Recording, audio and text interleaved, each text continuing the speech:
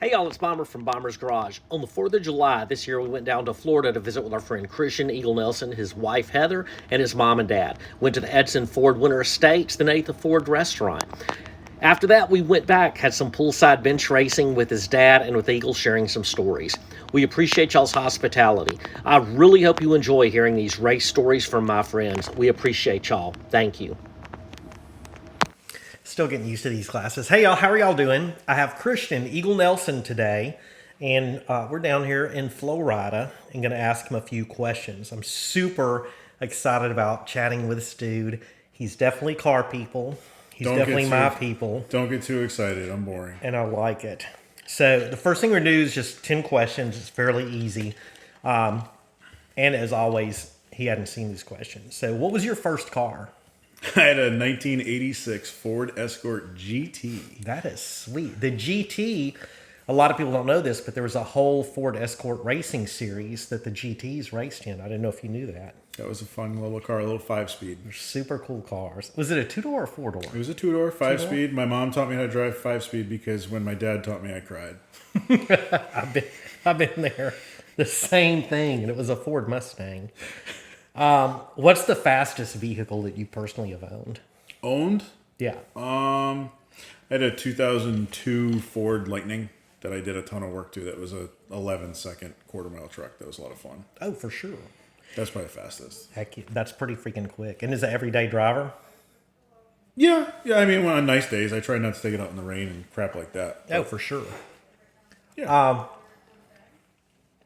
Say if someone, good Lord, I'm just determined to spill all the drinks all over your stuff. If someone was looking to buy car parts, would you recommend maybe Pep Boys, AutoZone, O'Reilly's, or NAPA? So I bleed NAPA blue and yellow. Blue and yellow, and why is that? When I was 10 years old, my father opened a NAPA store up in Connecticut. I worked there my whole life. Got out of that about 2 years ago, and I'm back in it, working at the biggest NAPA in Florida, in Fort Myers right now. That's the hotness right there. If you could only watch one of these two forms of racing, either drag or NASCAR, what would it be? It's got to be NASCAR. Got to be NASCAR? I love both drag racing. I love all forms of motorsports. Probably NASCAR, drag racing are two of my favorites. NHRA, but just grew up with NASCAR. Love I'm a NASCAR boy. Love it. Did you know when dogs go crazy, they run around in circles? Is that what happens? Mm-hmm. What is the best? Say it's probably going to be NASCAR too, but the best racing experience or best thing you have seen live or you've seen in person? Had to be the Daytona 500. Mm-hmm. Daytona 500 was mind blowing, and they don't run in circles; they run on ovals and ovals, tri-ovals. Yes. I'm old, and so are my jokes. So, motorcycles. You currently have a motorcycle, but have you been in the motorcycle business or motorcycle game long? Or when I was 2.5 years old, my parents bought me my first dirt bike. It was a little Suzuki 50. Oh, sweet. Yeah, that was a lot of fun, and they had some training wheels on it that I drove around until the training wheels broke off, and I cried because I was upset that my training wheels broke. And Dad's like, "You've been riding for an hour without them. Heck yeah, just keep plugging." So I grew up on dirt bikes, and my grandfather had the 21st motorcycle registered in Connecticut, so he had the number 21 license plate. So when it got to be my turn to get a motorcycle, I never had a street bike. I didn't trust myself with them. It's a fun Yamaha Warrior, nothing crazy. I might end up with a new Indian or something along the way, but this will work for now. Yeah, we'll have to get a picture of that plate. It's pretty cool. I didn't know if you know, but I've talked with my friends that are older now, and we've determined that for folks that are not really young, that 50cc motorcycles are the most dangerous thing to ever ride as an adult. That is a fact. They'll hurt you in a quickness.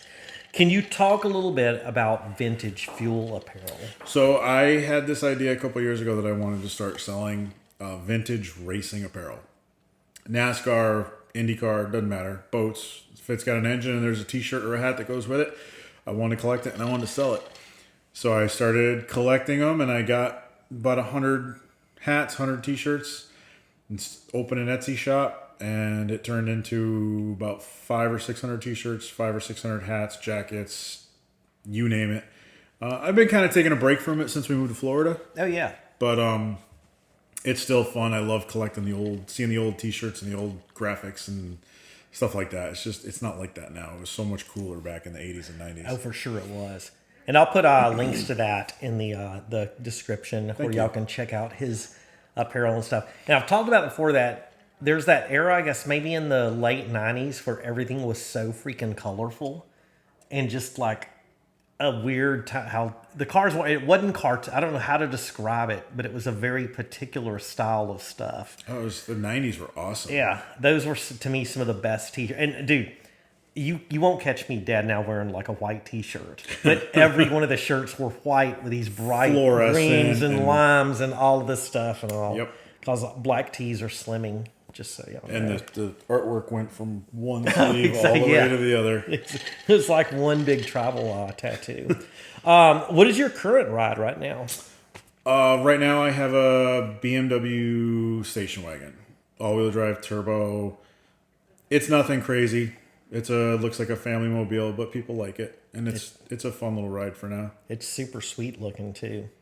Of all the NASCAR drivers, who would you choose? And this is from the past, present, dead or alive. Who would you choose to have a couple of beers with? Oh, God. That's a tough one. I was a Rusty Wallace fan for a long time. Rusty Wallace was sponsored by Miller Beer, so I feel like he'd be a good one to have a beer with. But I have so much appreciation for the old stuff, and to be able to sit down with the King, Richard Petty, and have a couple beers, I think would be... That would be fun. Unbelievable. I had a chance. We met Bobby Allison at the Daytona 500 this year. We were just walking through the Daytona 500 Club, and he was there. And I don't bother people while they're eating, but he wasn't eating. So I was, Mr. Allison, we need a picture. And it's just those guys, they were badass. To me, it was like a different breed and different style. I know you can look now how the cars are, but you look at the difference in what safety was then, how the cars were designed versus what they are now, and even the racings, and then what they were allowed to do was absolutely insane. It's like that bumper sticker. It's a remember when racing was dangerous and sex was safe. Exactly. Last of the 10, Dad. What do you got to say about Dad? My dad? Your dad. Oh, my he's awesome. No, I'm so lucky in my life to have spent the amount of time with my father that I have. Him opening the store and me going to work for him when I was 15, 16. And then not many guys are lucky enough to spend the amount of time with their father that I have. And it wasn't an OCC fighting every day situation. There were days, but for the most part, we were father and son. And we worked every holiday together. We worked every other day. That's awesome. He's a good dude. Helped make me who I am today. I feel privileged that on one of the visits to see y'all that I could come by the store and meet him for the first time. But it was an honor. Earlier today, we've been relaxing out at the pool, and to hear him tell these stories off camera. And there's one thing my buddy Nick has said, the videographer guy, photo guy.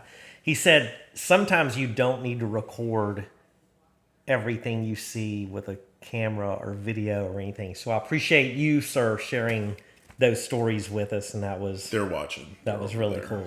Mom and Dad. They're watching. There. So these are just little quick questions I'm going to go through. Did you know, how old were you when you realized that New England was an area and not a state? Did y'all know that? So I go to visit them a couple of years back, and being from the South, that whole area, I'm not that familiar with it. I'm from Connecticut. So we're in New York, and then we go to Connecticut, and I'm like, oh, are we in, we left New York. I see the sign, entering Connecticut. We're driving for a while, and I'm like, we're in New England. And the guy, Q6, a good friend of ours, Q, is driving. He's like, hey, man, we're in, I said, well, when are we going to get into New England? He goes, we're there. And then I see another sign that says Connecticut. I'm like, well, Connecticut is shaped very strangely. I didn't know that New England was not a state. And I brought up like the New England Patriots and all that stuff. So just for some of y'all that don't know, New England. It's more of an area. Yeah. Group of states. Yes. It's not. So way better than England. Way better than those idiots. Exactly. Especially, and happy birthday, America. That's right. Damn right. Today's the day. This one I thought would be a good one to ask. Who is your second favorite driver? Heather, my wife. Dude. She's such a good driver. That is an answer right there. She doesn't race cars, but on the street, she's got a short fuse. She gets after it. And she's a really good driver, but road rage is her middle two names. That is awesome. I think this changes with age too. Kind of like the dirt bike CCs, how like right now I do not need to ever be on a 50cc motorcycle, but sticker auto. I'm old. I'm an automatic guy. Automatic. Having my hot rod truck that was an automatic that I used to drag race, I really learned to appreciate. I can't shift as fast as an automatic transmission can. For sure. The wife's got a pretty hot BMW that's a stick, so if I ever want to drive a stick, I just take her car out. She's got the fun car. I got the family car. What is your favorite piece of memorabilia that you have, or the one that would mean the most to you, or something that you wouldn't sell? You might have to edit this. There might be a time to think about it. I've got some pretty cool stuff. Just most like the personal stuff. Mm-hmm. I got the helmet that I bought. My parents bought me for my first motorcycle helmet, my first motorcycle jersey. That kind of stuff I probably wouldn't sell. My father gave me an old Jeff Bodine racing jacket, Bugsy Stevens. Those are museum pieces. They shouldn't be sold. They should be put in a museum. So those probably. I got a Tim Richmond hat that I got in a purchase of a bunch of hats. And Tim Richmond, if you don't know who he is, that's one you should look up. 80s NASCAR driver. I have a perfect Tim Richmond Folgers Racing snapback that's signed by him. Oh, that's sweet. That one was a score that I got. That is awesome. So that one was that one I probably won't sell. It's really weird. I've got my Team Green Kawasaki like race pants, and these are late 90s, and one of the jerseys, and it's really strange how much they have shrank over the years. I don't know what it is with clothes, why they shrink. They got really freaking small. I've had that same problem. In storage. It was weird. So now you're in Florida. Today we went to the Edison Ford the Winter Estates, I guess. And then went to the little museum there or whatever. But I know Florida with you means a lot with Daytona and stuff. How cool is it to be closer to the races and a place like that? So it's nice being closer to Daytona. That's a track that if you've never been there for a race, it's the place to go. Being in Connecticut, we're pretty close to New Hampshire, Pocono, Dover. So we had our local racetrack, Stafford Motor Speedway, SRX, just raced there this past weekend. That was a few miles from our store, from our house. So, I mean, that one, growing up next to Stafford Speedway, I took it for granted, and I shouldn't have. But that's a good one. But down here, we're planning on going to Miami Homestead end of the year and see what happens. We're a little too far from Gainesville to see drag racing conveniently. Oh, sweet. Is there anything wrong with a little bumping and grinding on the track? No. Rubbin's racing. Rubbin's racing. If you had to pick one, and I pretty much could answer this for you, but would it like Ford, Chevy, or Dodge? I'm not really any of those, to be honest with you. Not really. Like I've had Ford Chevys and a BMW. I've never owned anything else.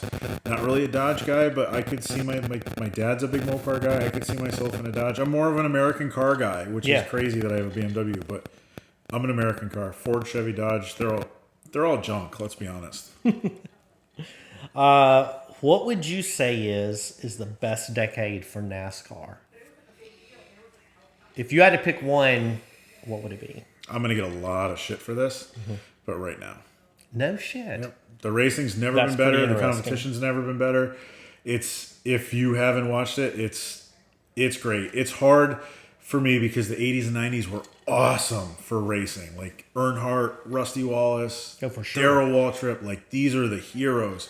But our memories are, we remember things through rose-colored glasses, right? Always. Our memories are always better than things really were. And the racing right now is better than it's ever been. It's amazing. That's good to hear. In drag racing, funny cars, rails, gassers, is there a favorite of yours are just regular old street Top, cars? top fuel. Top fuel? Top fuel. I love it. Interesting. Love it. Funny cars are fun. We've had a chance to meet Ron Capps a few times. He's awesome. I did a drag racing school with Ron Capps where he taught us how to drag race. That was cool. Oh, sweet. Cool dude. So I got love for that too. So another question, American cars. Are you a small block or big block guy? Big block, for sure. Hey, Can only afford small blocks, but there's no substitute for horsepower. there's no replacement for displacement. So I found another one of these, unbeknownst to me, and I think to you either. There are these oil cans. That is so cool. These oil cans, and my brother here, his nickname is Eagle, and I think y'all can see that. I wish I was prepared. I would have brought down the other oil can that he got me. It's that another says one Eagle that on it. says He's got an Eagle on gas it. can. So, This is so cool. dude, yeah, I keep finding those in Michigan of all places. So huge fans of Eagles. Made in USA, as they all should there be. for sure. I love that. Thank you, man. Heck Thank yeah, you. man. So I'd like to finish this with, if Is you this would, the climax? if yes, I love you so much. If you would share with us just a cool race story. I've heard so many outside. like racing, street racing, or You pick a story you want to share. And I love that you've told your mom maybe 3 that your mom had no idea So about. when we were outside about before street this, yeah, racing. we told some stories that mom and dad had never heard before. I had a Monte Carlo SS that was pretty hot that we did a motor transmission and stuff, and that car was a lot of fun. I was like 20 years old and getting on the highway, interstate, and we got a cat. He's fat and fluffy like me now. Say hi, Franklin. And I was getting on the highway and I saw a customer who had another Monte Carlo, and we got in a little race, and I ended up seeing a police officer, and I looked down and I was doing 115, and I shot off the exit ramp to try and get away from the cops and tried to run, looked over my shoulder, and he was behind me. So I pulled over, and long story short, he said, "Why were you running? Why did you try and get away?" And I said, "Sir, I wasn't trying to bail. I wasn't trying to get out." And he goes, "No, you were trying to bail. Admit you were going to bail." And I said, "Sir, I wasn't going to bail. I would never do that. I'm here for your safety. I was trying to get away from all the cars doing 80 miles an hour on the interstate." And he said, "Dude, admit you bailed, and I'm going to let you go." "Sir, I bailed. Like, I saw you, and I shot right off that." And he let me go. And long story short, again, we're kind of friends. I saw him a few times up at the store in Connecticut before we moved, and I'll never forget that guy. I won't even say his name. That's awesome. It's been an honor to talk to you. I've been waiting for this for a long time for us to just sit and chill and talk. And so the rest of the evening we're going to spend talking about more race car stories and stuff like that. But we appreciate y'all listening. And homie, Love you, man.